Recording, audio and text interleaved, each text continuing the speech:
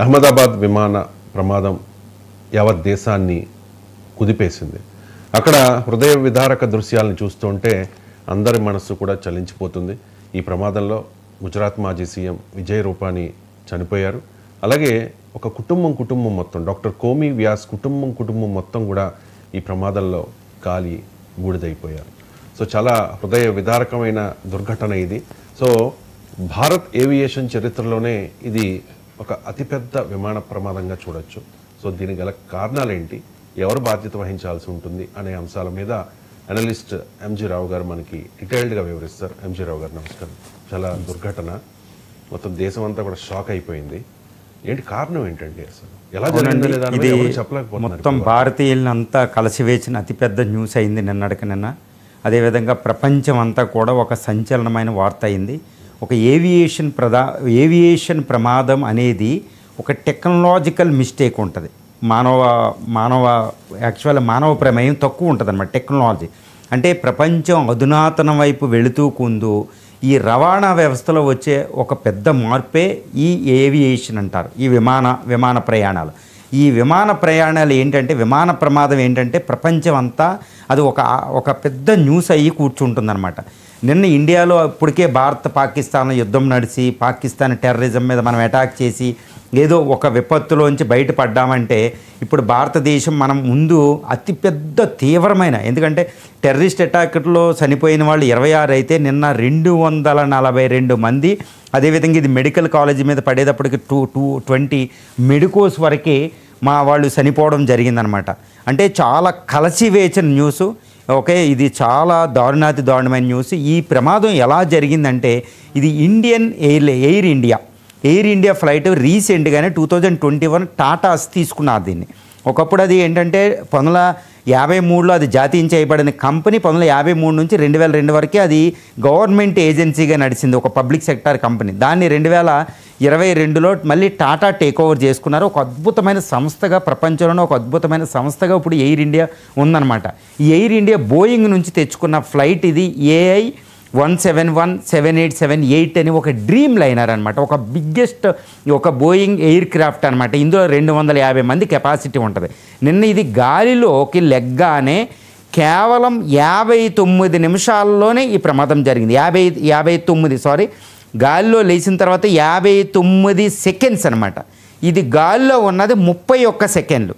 గుర్తుపెట్టుకోండి, 59 సెకండ్స్లో ఈ ప్రమాదం జరిగింది. 31 సెకండ్లు గాల్లో ఉంది. మిగిలిన భూమి మీద కూలిపోతేనే మిగిలిన 20 సెకండ్స్ దాకా ఉంది. అంటే 59 సెకండ్లో కళ్ళు మూసి కళ్ళు తెరిచేటప్పటికి ఇంత ప్రమాదం జరిగిపోయింది. అందులో ఉన్నవాళ్ళు ఒక్కళ్ళు తప్పితే మిగిలిన వాళ్ళందరూ ఏమయ్యారనేది ఇంకా లేదు. ఒక్కళ్ళే మృత్యుంజయుడిగా బతకడం జరిగిందనమాట. ఈ ప్రమాదం ఎలా జరిగింది అనడానికి ఇది గాల్లో లెగ్గానే అక్కడ మనకున్న విజువల్స్ చెప్పేది ఏంటంటే, ఇది లిఫ్టింగ్ ప్రాబ్లం. అంటే లిఫ్ట్ కాలేదు. టేకప్ ఏంటంటే, టేకప్ అవగానే 35,000 అడుగులకి ఎత్తి ఎదిగిపోతుంది. కానీ ఇది టేకప్ తర్వాత 800 అడుగులు ఎత్తి ఎదిగిన తర్వాత అది గాల్లోనే కిందకి, ఇంకా పైలట్ కుదరలేదు, లిఫ్ట్ అవ్వలేదు. అది వెంటనే కిందికి వచ్చి అక్కడున్న ఒక దగ్గర సమీపంలో ఉన్న దాని మీద మెడికల్ కాలేజ్ మీద పడిపోవడం జరిగింది. అది కూడా చాలా దిగ్భ్రాంతికరమైన విషయం. ఎందుకంటే వాళ్ళు అప్పుడు లంచ్ తింటూ కూర్చున్నారు 1:38 PM. అందులో మెడికోసు, ఒక ప్రొఫెషనల్ డాక్టర్స్, వాళ్ళ ఫ్యామిలీ మెంబర్స్, అలాంటి వాళ్ళు దుర్మరణం పాలైంది. అది కూడా అహ్మదాబాద్ అంటే one of the fastest growing cities. Sardar Vallabhbhai Patel international stadium అనమాట. అది వన్ ఆఫ్ ది రీసెంట్గా మోడర్నైజ్ అనేది one of the biggest and modernised airport అనమాట, మన హైదరాబాద్లో లాగా. అలాంటి ఎయిర్పోర్ట్ మీద జరిగేటప్పటికి అది ప్రపంచవ్యాప్తంగా న్యూస్ అయిందండి. ఏదేమైనప్పటికీ అందులో ఉన్న పైలట్లు అందరూ చాలా నిష్ణాతులు ఉన్నారు. ఆ డ్రీమ్ లైనర్ ఫ్లైట్ కూడా చాలా పెద్ద ఎక్కువ ఏజ్ కాదు. సో ఈ ప్రమాదానికి కారణం ఏంటనేది ఒక మిస్టరీగా మిగిలిపోయింది. ఈ ప్రమాదం మీద మన Indian air craft accidental investigation bureau, అదేవిధంగా అమెరికా నుంచి నేషనల్ ట్రాన్స్పోర్టేషన్ ఇన్వెస్టిగేషన్ ఏజెన్సీ, ఎందుకంటే అది బోయింగ్ నుంచి వస్తుంది, బోయింగ్ వాళ్ళ టీము, అదేవిధంగా ఇంటర్నేషనల్ సివిల్ ఏవియేషన్ అథారిటీ అనే ఒకటి ఉంటుంది మాంట్రియాల్లో, ఇవన్నీ ఏంటంటే ఇన్వాల్వ్ అయి ఉన్నారు. ఈ ప్రమాదంలో 169 ఇండియన్స్ ఉంటే 53 మంది బ్రిటిష్ సిటిజన్స్ ఉన్నారు. పోర్చుగీస్ నుంచి 7 ఉన్నారు. అదేవిధంగా కెనడా నుంచి ఒకటి ఉన్నారు. ఇది నాట్ ఓన్లీ ఇండియా అనమాట, ఎందుకంటే అది లండన్ వెళ్తుంది, గ్యాట్విక్ ఎయిర్పోర్ట్కి లండన్ వెళ్తుంది. లండన్ అంటే కొన్ని వేల కిలోమీటర్లు వెళ్ళాలి. అది ఆయిల్ పూర్తిగా నింపుకొని అన్నీ సక్రమంగా చేసుకుని, ఎందుకంటే ఇంటర్నేషనల్ ఫ్లైట్ మీద ఇంకా చెక్స్ అండి, బ్యాలెన్స్ చెక్స్ అండి అంత ఈజీగా ఉండదండి, ఎన్నో ప్రోటోకాల్స్ ఉంటాయి. ఓ ప్రోటోకాల్ అంటారన్నమాట, అది ఉన్నా లేకపోయినా లైన్ అండ్ లెంగ్త్లో ప్రోటోకాల్స్ ఫాలో అయ్యి చక్కగా ఫ్లైట్ అన్ని విధాలుగా చెక్స్ అయ్యి వెళ్ళేది. కేవలం 59 నిమిషాలు గాల్లో ఉండి 59 సెకండ్స్ మాత్రమే గాల్లో ఉంది, గుర్తుపెట్టుకోవాలి. నిమిషాలు కూడా కాదు, ఎయిర్పోర్ట్ నుంచి వెళ్ళింది. ఇది ఇండియాలో ఒక అతిపెద్ద ప్రమాదం అన్నట్టు. ఈ ప్రమాదం మనం 1978లో ఒక అశోక ఫ్లైట్ అనేది ముంబైలో ఎగరగానే కింద సముద్రంలో అరేబియా సముద్రంలో కూలిపోయింది. అది కూడా అంతే, కొన్ని సెకండ్స్లో కూలిపోయింది, 1 నిమిషంలో 2 కిలోమీటర్ల అవతల. అది 1978, అప్పుడు కూడా 300 మంది పైగా మరణించారన్నమాట. అది ఒక పెద్ద ప్రమాదం. దాని పేరు కూడా అశోక, ఇండియన్ ఎయిర్లైన్స్కి సంబంధించింది. అశోక, ఎంపెరర్ అశోక పేరు మీద పెట్టాం.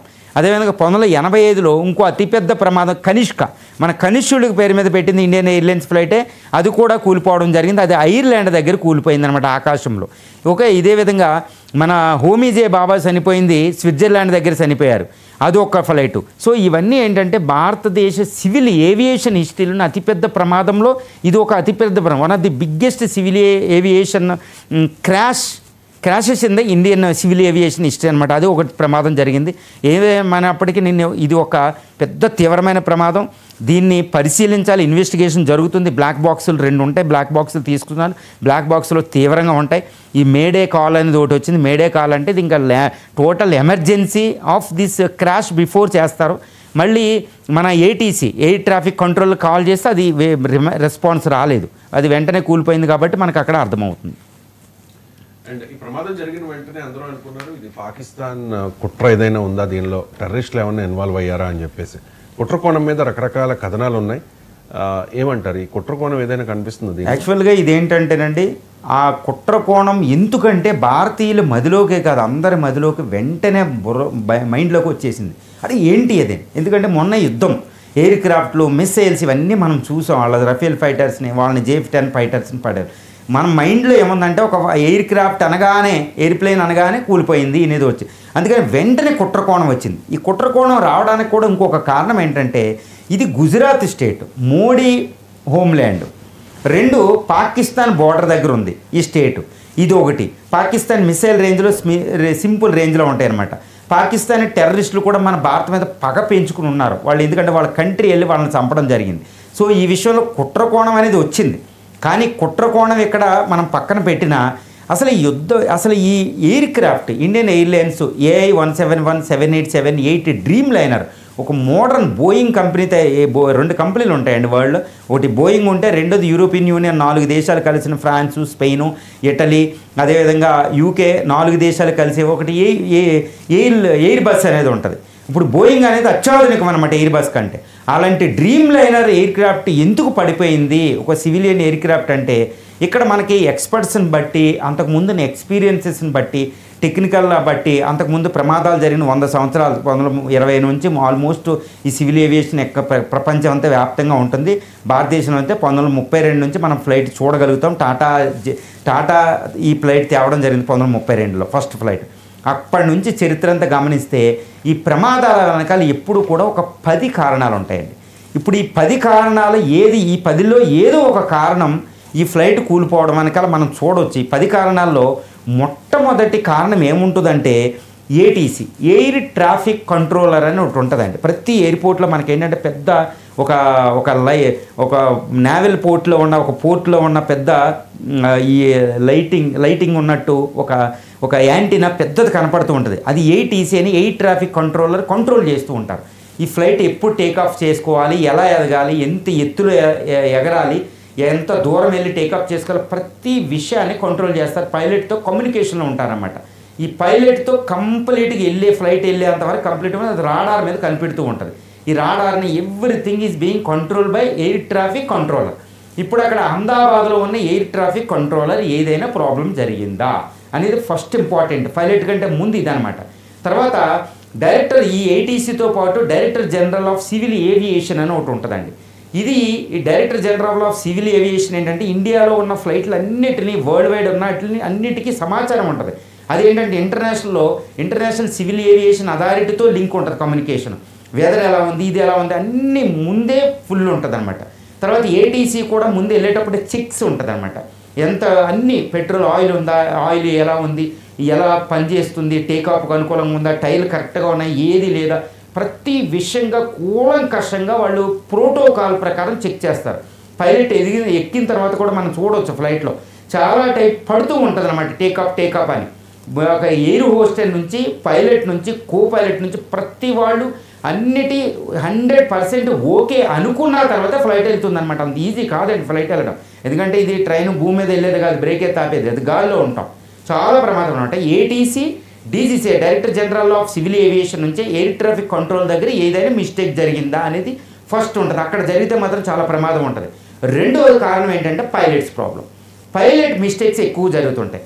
ఇక్కడ సుమిత్ సబర్వాల్, క్లైవ్ కుడెన్ అనేది ఇద్దరు పైలట్లు ఏంటంటే చాలా హైలీ ఎక్స్పీరియన్స్ ఉన్న పైలట్లు. వాళ్ళు ఇంటర్నేషనల్ ఫ్లైట్ అంటే ఎక్స్పీరియన్స్ లేని వాడిని ఇప్పుడు పంపరు.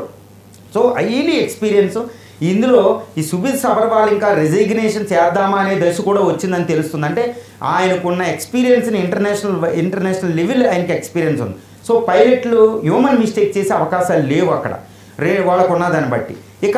ఇంకా మూడో కారణం ఏంటంటే పైలట్ నుంచి మిస్టేక్ కాలేదు అనేది ఇక్కడ కనపడుతూ ఉంది కూడా. తర్వాత ఇక మూడోది ఏంటంటే ఈ ఫ్లైట్లో ఎలక్ట్రానిక్స్ ప్రాబ్లం వచ్చేది ఒకటి అవకాశం ఉంటుందండి. అంటే ఒక కారులోనే 25,000 పార్ట్స్ ఉంటాయి. ఒక ఫ్లైట్ అంటే కొన్ని వేల పార్ట్స్ ఉంటాయి అన్నమాట. ఎలక్ట్రికల్ చాలా వైరింగ్ అని చాలా ఉంటుంది అనమాట.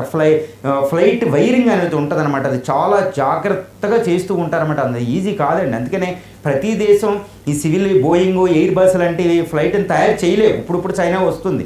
ఇంకా మన ఇండియాలో చాలా దేశాలు తయారు చేయలేవు. ఓన్లీ బోయింగ్, ఎయిర్ బస్ 2 కంపెనీలు తయారు చేస్తాయి. ఎందుకంటే అంత టెక్నాలజికల్ అడ్వాన్స్మెంట్ కావాలి. ఈ డ్రీమ్ లైనర్లో దాంట్లో 250 మంది పడతారు. 22 టన్నుల బరువు ఉంటుంది. అది అంత హెవీ వెయిట్ ఉంటుంది అనమాట. అలాంటి దాన్ని తీసుకెళ్ళడం అంటే అంత టెక్నాలజీ. ఇప్పుడు ఎలక్ట్రానిక్స్లో ఏదైనా మిస్టేక్ జరిగిందా, ఏదైనా షార్ట్ సర్క్యూట్ అంటే ఇలా ఉంటాయి, అవి స్తంభించిపోతాయి అనమాట. అలాంటి మిస్టేక్ ఉండాలి. అది మూడో కారణం. ఇక 4వ కారణం చూస్తే ఓవర్ వెయిట్ అంటున్నారు. ఈ ఫ్లైట్ మనం విజువల్ చూస్తూ ఉంటే ఇదేంటంటే ఫ్లైట్ ఏంటంటే ఎగరలేకపోయింది. అది 800 అడుగులు ఎదిగిన తర్వాత ఇంకా ఎగరలేక, ఇంకా టేకాఫ్ దశ తీసుకోలేక అది స్లోగా పడిపోయింది అనమాట. అంటే ఫ్లైటు లిఫ్టింగ్ అవ్వలేదన్నమాట. అంటే లిఫ్టింగ్ అవ్వకపోవడానికి కారణం ఏముంటుంది? ఏమైనా లిఫ్టింగ్ అయ్యే దాంట్లో ప్రాబ్లం ఉంది, ఎలక్ట్రికల్స్ ఇంతకుముందు చెప్పింది, లేదా ఓవర్ వెయిట్ ఏదైనా ఉందా? ఎందుకంటే ఇందులో ఆయిలే 1,26,000 టన్నుల ఆయిల్ ఒకటి ఉంది. అది అంత దూరం వెళ్ళాలి. ఎందుకంటే 12,000 కిలోమీటర్లు వెళ్ళే అంత రేంజ్ ఉంటుంది అనమాట. 1,26,000 టన్నుల ఆయిల్ అందులో ఉంది. అది కామన్గా ఉంటుంది అనమాట. ఇంకేంటంటే మన పేలోడ్ అంటారు, బరువు. ఇప్పుడు ప్రయాణికులు 250 అంటే దాని కెపాసిటీ ఓకే, 242 మంది ఉన్నారు, దానివల్ల ఏం కాదు. 230 మంది ప్రయాణికులు ఉంటే 12 మంది క్రూ మెంబర్లు 2 పైలట్లు, 10 మంది ఎయిర్ హోస్టెస్. వీటితో పాటు మనకి అక్కడ ఇంకేంటంటే ఓవర్ వెయిట్. ప్రతి ప్రయాణికులు 7 కిలోల కంటే ఎక్కువ పట్టుకెళ్ళొద్దు. మిగిలిన పట్టుకెళ్తే బరువుకి మనకి వేస్తారని 7 కిలోలకి బ్యాగులు కూడా కొనుక్కుంటాం మనం, 7 కిలోలు. కానీ వీళ్ళు లగేజ్ కింద దాంట్లో గ్రౌండ్ ఫ్లోర్లో లగేజ్ ఎక్కువ వేస్తారన్నమాట. అది కూడా ముందు నింపుతారు. ఈ లగేజ్ పేలోడ్ ఎక్కువయిందా అనేది ఒకటి ఉందన్నమాట. ఎందుకంటే ఇది 22 టన్నులు మోయగలిగింది మొత్తం ఫ్లైటు, పేలోడు, ప్రయాణికులు అన్ని కలిపి. ఈ ఓవర్ వెయిట్ ఏదైనా ప్రాబ్లం ఉందా? ఓవర్ వెయిట్ ఎక్కువ ప్రాబ్లం ఉంటే లిఫ్ట్ కాదు, టేకప్ అనేది చాలా ప్రాబ్లం ఉంటుందండి. ఇలాంటిది ఏదైనా ఉన్నది ఎంక్వైరీలో బయటపడాలి. ఎందుకంటే మన ఇండియాలో ఇలా ఈ కంట్రీలో ప్రతి కంట్రీ అనుకోండి, ఇప్పుడు లగేజ్ ఏం చేస్తారంటే నింపేస్తారు దాన్ని. అలా ఏదైనా నింపేశారా అనే దానికి చాలా ప్రమాదం అండి. అది నింపేస్తే ఆ పేరోడు ఉండకూడదు. ఒకడు ఈవెన్ షిప్పుల్లో కూడా అలా నింపేస్తే షిప్పులు కూలిపోతూ క్యాప్సైజ్ అయిపోతూ ఉంటుంది. అది 4వది. ఇక 5వ కారణం ఏంటంటే వెదర్ అండి. ఈ వెదర్ చాలా డేంజరస్. ఇప్పుడు అహ్మదాబాద్ చూస్తే వెదర్ ప్రాబ్లం ఏం లేదు అనుకుంటారు జనాలు, కానీ అక్కడ ఉంది. ఎందుకంటే అది డెజర్ట్కి దగ్గర ఉంటుంది. డిజర్ట్కి లో ప్రెజర్ ఉంటుంది. ఈ లో ప్రెజర్ ఎప్పుడైతే ఉంటుందో ఈ డ్రిఫ్టింగ్ అనేది చాలా కష్టం అనమాట. ఈ డ్రిఫ్టింగ్ అంటే ఎయిర్ డ్రిఫ్ట్ ఉంటుంది అనమాట. ఈ టేకాఫ్ దశకి 22 టన్నుల బరువుతో వెళ్ళేది ఈ లిఫ్ట్ అవ్వడానికి ఈ లో ప్రెజర్ ఏం చేస్తుందంటే అంత రెసిస్టెన్స్ వస్తుంది అనమాట. అంటే లో ప్రెజర్ అక్కడ చాలా లో ప్రెజర్ ఉంటుంది. అక్కడ ఇంకా మాన్సూన్స్ వెళ్ళలేదు డిజర్ట్ దగ్గర. కాబట్టి ఆ లో వెదర్ బాగుండడం అంటే మేఘావృతం అయ్యి సైక్లోన్లు ఇవి రావడం కాదు. ఇది ఇంకా ఎయిర్ డ్రిఫ్ట్కి లో ప్రెజర్ ఉంది కాబట్టి, పీడనం తక్కువ ఉంది కాబట్టి అది లిఫ్ట్ చేసుకోవడానికి చాలా కష్టం అండి. అదొక కారణం అయి ఉండొచ్చు, అది కూడా పరిశీలించాలి. అంటే వెదర్ అనేది చాలా పెద్ద ప్రమాదం, కానీ నేను అక్కడ ఎయిర్ డ్రిప్స్ లేవు కానీ లో ప్రెజర్ అనేది ప్రమాదం, అది కూడా ఎంక్వైరీ జరగాలి, అది ఏమైనా కారణమా అనేది. ఇక 6వ కారణం ఏంటంటే ఫ్లైట్ మేకింగ్. ఈ ఫ్లైట్ని తయారు చేసిన కంపెనీ బోయింగ్. ఈ బోయింగ్ ఏంటంటే సుమారు 2000 డ్రీమ్ లైనర్స్ ఇప్పుడు ఈ 787, 8 ఒక వేరియంట్ అనమాట, అది ఒక కేటగిరీ, ఒక అత్యాధునికమైన సివిల్ ఏవియేషన్ ఎయిర్ క్రాఫ్ట్ అది. ఇది బోయింగ్ ఏంటంటే ఎన్నో వేల ఆర్డర్స్ ఉన్నాయి. మన ఇండియా నుంచే 1400 ఫ్లైట్ ఆర్డర్స్ ఉన్నాయండి ఈ బోయింగ్ ఈ ఫ్లైట్కి అంత. ఎందుకంటే సివిల్ ఏవియేషన్ సెక్టర్ చాలా వేగంగా అభివృద్ధి చెందుతుంది ఇండియాలో. ఈ బోయింగ్ 787 ఈ డ్రీమ్ లైనర్ అనేది ఫస్ట్ యాక్సిడెంట్ అయింది. అంతకు ముందు తయారు చేసిన మ్యాక్స్ అనేది ఫెయిల్యూర్ అయింది, అది వెంటనే వెనక్కి తీసేసుకున్నారు కూడా బోయింగ్. ఇది తయారు చేసిన కంపెనీ ఫ్లైట్లో ఏదైనా తేడా ఉందా అనేది పరిశీలించాలి. ఎందుకంటే ఇక్కడ ఒక విషయాన్ని గమనించాలి, 2 ఇంజిన్ ఫెయిల్ అయిపోయినాయి. యాక్చువల్లీ 2 ఇంజిన్, ఈ బోయింగ్ చెప్పేది ఏంటంటే, బోయింగ్ నిన్న కంపెనీ ఈ టెస్టిమోనియల్స్ అంతకుముందు ఇవన్నిటి బట్టి చెప్పేది ఏంటంటే 2 ఇంజిన్లు ఫెయిల్ అయ్యే సందర్భం ఒక 1/1 బిలియన్త్ టైమ్స్ అంటండి. ఒక బిలియన్లో 1% ఛాన్స్ ఉంటుందంటే 2 ఇంజిన్లు ఫెయిల్ అయ్యే సందర్భం. మరి నిన్న 2 ఇంజిన్లు ఎందుకు ఫెయిల్ అయినాయి అంటే ఇక్కడ 1 బిలియన్త్ అదే ఇక్కడ కారణమైందా? బోయింగ్ కంపెనీ తయారు చేసిన ఫ్లైట్లో ఏదైనా మిస్టేక్ ఉందా? అంటే ఎంత అత్యాధునికమైన ఫ్లైట్లు, ఆ ఫ్లైట్ ఈ ఫ్లైట్ తయారు చేసేటప్పుడు ఎక్కడైనా మిస్టేక్ ఉందా అనేది పరిశీలించాలి. ఇక్కడ ఒకటి గమనించాలి, ఈ ఫ్లైట్ తయారీలో ఏదైనా మిస్టేక్ ఉంటే మొత్తం ప్యాసింజర్స్కి ఫ్లైట్ కొన్నదానికి మొత్తం నష్టపరిహారం బోయింగ్ కంపెనీ భరిస్తుంది అనమాట. అది ఒక ప్రోటోకాల్ ఉంది. అందుకనే నేషనల్ ట్రాన్స్పోర్ట్ ఇన్వెస్టిగేషన్ ఏజెన్సీ అనేది అమెరికా ట్రాన్స్పోర్ట్ ఏజెన్సీ ఇక్కడ ఎంక్వైరీకి వస్తుంది. ఏది air craft accidental investigation bureau అనే దానితో అది సంయుక్తంగా చేస్తుంది. ఇంటర్నేషనల్ సివిల్ ఏవియేషన్ అథారిటీ చేస్తుంది, ఎందుకంటే ఇది ఫారిన్ ట్రావెలర్స్ కూడా ఉన్నారు. సో ఇన్ని ఇంటర్నేషనల్ ఆర్గనైజేషన్స్ అన్నీ ఇన్వాల్వ్ అవుతున్నాయి కాబట్టి ఇందులో ఏదైనా మిస్టేక్ ఉంటే మాత్రం 80% బయటకు వస్తుందండి. ఇప్పుడు ఈ ఫ్లైట్ మేకింగ్లో ఏదైనా బిల్డింగ్లో ఏదైనా తేడా ఉంటే అది చాలా పెద్ద వార్త అవుతుంది. మొత్తం ప్రపంచంలో బోయింగ్ కంపెనీ పడిపోతుంది. నేను చూడండి, యాక్సిడెంట్ అవ్వగానే బోయింగ్ కంపెనీ షేర్సే పడిపోయినాయి 10% పైగా. ఇండియన్ ఎయిర్లైన్స్ షేర్లు పడిపోయినాయి అక్కడ. దీన్ని బట్టి అంటే ఫ్లైట్ మేకింగ్ అనేది ఇది ఒక అనుమానాస్పదం. దీన్ని కూడా పూర్తి ఎంక్వైరీ చేస్తూ ఉంటారనమాట. ఇక తర్వాత 7వ కారణం ఏంటంటే బర్డ్స్. ఈ పక్షులు ఏమైనా అడ్డమే, ఎందుకంటే 2 ఇంజిన్లు ఫెయిల్ అయ్యే సందర్భంలో ఫ్లైట్లో తేడా ఉంటే ఒకటి, బర్డ్స్ ఏదైనా అడ్డొస్తే, ఏదైనా పక్షి ఏదైనా విమానం ఇంజిన్లోకి వెళ్ళిపోతే ఆ లోపల ఆ పక్షి యొక్క మాంసం ముద్దలు, రక్త ముద్దలతో మొత్తం చాలా సెన్సిటివ్ పార్ట్స్ ఉంటాయండి. అల్యూమినియం అని చాలా హైలీ సెన్సిటివ్ మెటల్స్ ఉంటాయి అన్నమాట. ఆ మెటల్స్కి మాంసం ముద్దలు తాగానే మొత్తం ఫ్లైట్ 2 ఇంజిన్లు ఫెయిల్ అయిపోతాయి. యాక్చువల్గా ఇదే మేజర్ ఉంటుంది. ఒకప్పుడు 1978లో జరిగిన కనిష్క ఈ దగ్గర ఒక గుంపు దొరికింది, పక్షుల గుంపు. అంటే అక్కడ పక్షి వల్లే పడిపోయిందని తెలుస్తుంది. కానీ నిన్న అహ్మదాబాద్ ఫ్లైట్ దగ్గర ఎటువంటి పక్షుల గుంపు అక్కడ మనకు కనపడలేదు. అంటే పక్షుల కారణం కాదు. కానీ ఇక్కడ గమనించవలసింది ఏంటంటే మాన్సూన్స్ పీరియడ్ వర్షాలు పడుతున్నాయి కాబట్టి మనం ఫ్లైట్లో చూడవచ్చు అనమాట. ఎక్కడైనా ఎయిర్ ఫ్లైట్లో ఈ ఫ్లైట్ రన్వే పక్కన పచ్చగడ్డి పెరిగిద్ది అనమాట. ఈ పచ్చగడ్డి కూడా తీయాలి, ఎందుకంటే అక్కడ ఈ ఉంటాయి కిమ్మి కీటకాలు, వాటిని తినడానికి పక్షులు వస్తాయి. ఇప్పుడు పక్షుల గుంపు నిన్న అక్కడ అహ్మదాబాద్లో కనపడకూడదు. ఏదైనా ఒక పక్షి ఉండొచ్చు, కానీ అక్కడ పక్షులు గుంపు ఉంటే కనపడదు. ఒక పక్షి అనేది నిన్న అక్కడ కనపడదు. కానీ పక్షి కారణం అవుతేనే విమానంలో 2 ఇంజిన్లు ఫెయిల్ అవుతాయి.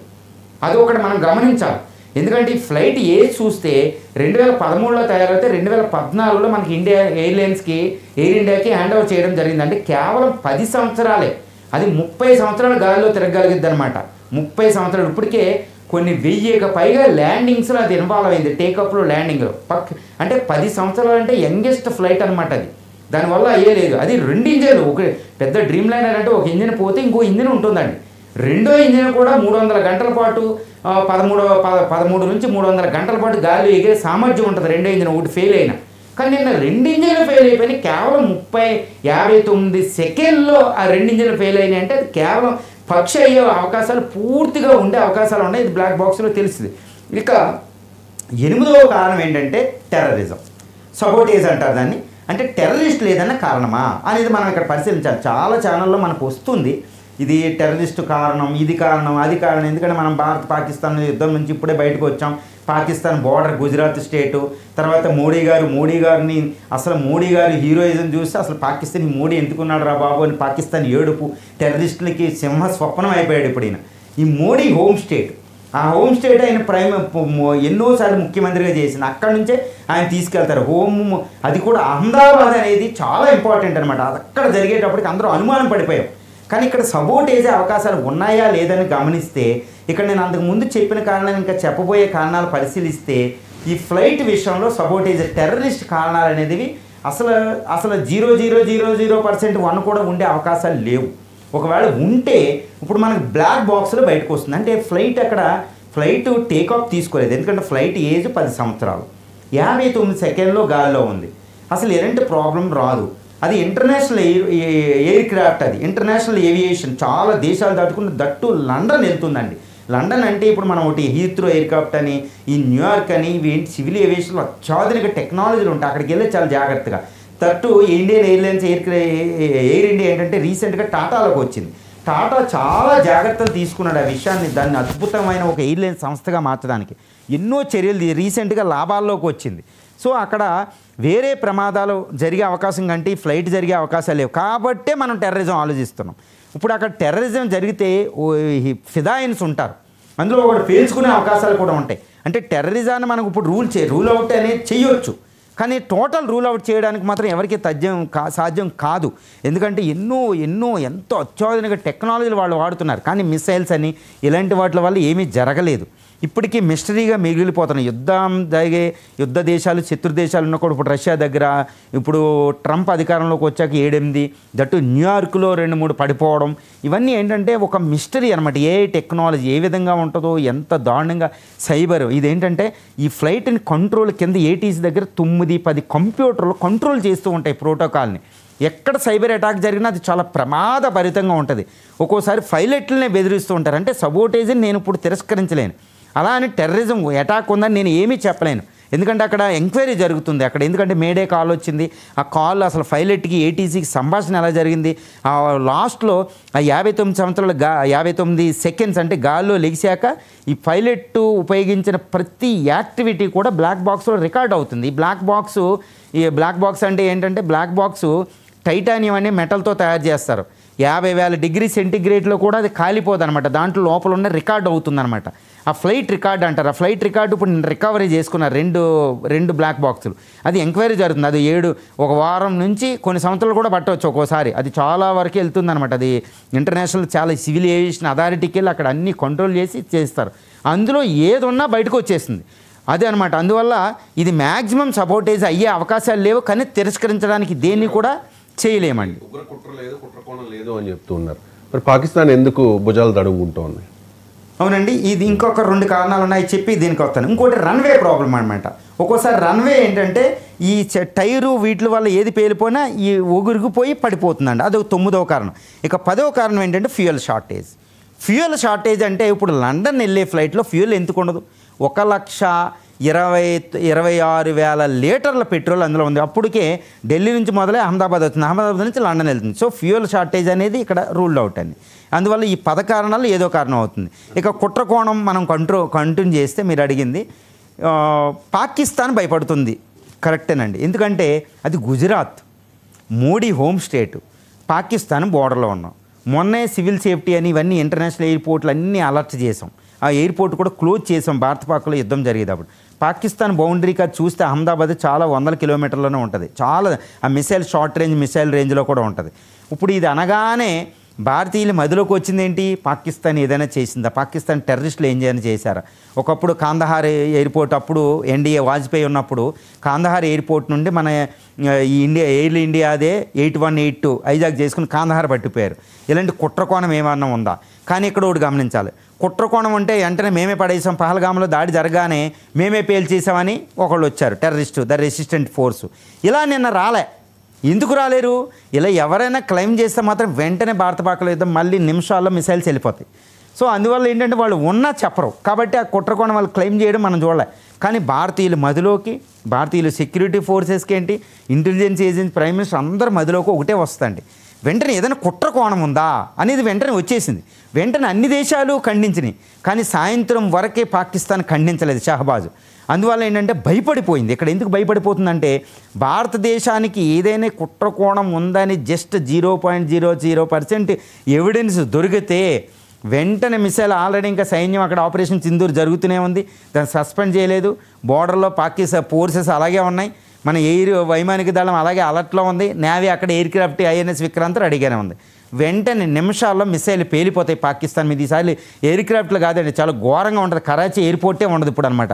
అది ఆల్రెడీ చెప్తున్నారు, ఈసారి ఏదైనా చేతి ఈసారి ముక్కలు చేస్తామని రాజ్నాథ్ సింగ్ గారు చెప్పారనమాట. అందుకని ఈ ఏవియేషను యాక్సిడెంట్ జరగగానే మనమంతా బాధలో ఉంటే పాకిస్తాన్ ప్రజల్లో, పాకిస్తాన్ ఆర్మీలో, పాకిస్తాన్ ప్రధాని విషయంలో వణికిపోయారన్నట్టు తెలుస్తుంది. కానీ సాయంత్రానికి అందరూ ఇప్పుడు జెల్నిస్కీ, పుతిన్, అమెరికా అధ్యక్షుడు అందరూ చెప్పిన తర్వాత కండోలెన్స్ మెసేజ్లు, ట్రిబ్యూట్ మెసేజ్లు చెప్పిన తర్వాత ఈవినింగ్కి షెహబాజు వచ్చి ఆయన కూడా విచారం వ్యక్తం చేయడం జరిగింది. ఇంకా అప్పుడు మానేశారు. తర్వాత ఇప్పుడు బ్లాక్ బాక్స్ ఇవన్నీ జరుగుతుంది. ఇప్పుడే కాదండి, ఇంకా భవిష్యత్తులో కూడా ఈ కుట్రకోణం ఏదైనా ఉందని తెలిస్తే మాత్రం పాకిస్తాన్ భరతం పట్టడంలో ఇండియా వెనక తగ్గదు. ఎందుకంటే నిన్న పహల్గామ్ 26 మంది అయితే ఇది 242. ఇది భారతదేశం మీద చాలా తీవ్రమైన ప్రభావం చూపే అవకాశం ఉంది అది. అందువల్ల ఎలాంటిది, అందుకనే పాకిస్తాన్ వణికిపోయింది, ఇంకా వణుకుతూనే ఉంది.